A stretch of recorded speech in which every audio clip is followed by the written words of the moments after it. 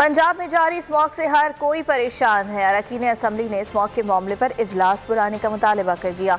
Opposition अरकान का कहना है कि हुकूमत स्मॉग पर काबू पाने के लिए तेजी से इकदाम करे। हुकूमती अरकान ने कहा, वज़ीर आला पंजाब रोजाना की बुनियाद पर इजलास बुला रहे हैं। धुआं छोड़ने वाली गाड़ियों और भट्टा मालिकान को जुर्माने किए जा रहे हैं।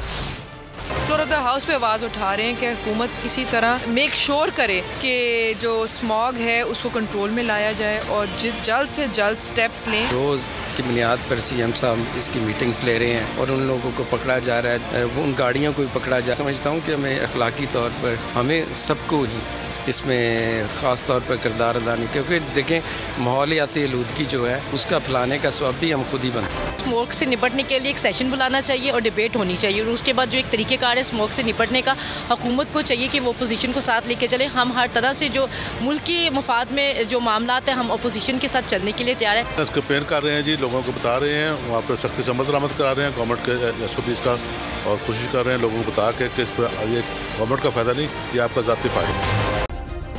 सब्सक्राइब करें और बेल दबाएं ताकि कोई खबर रह न जाए।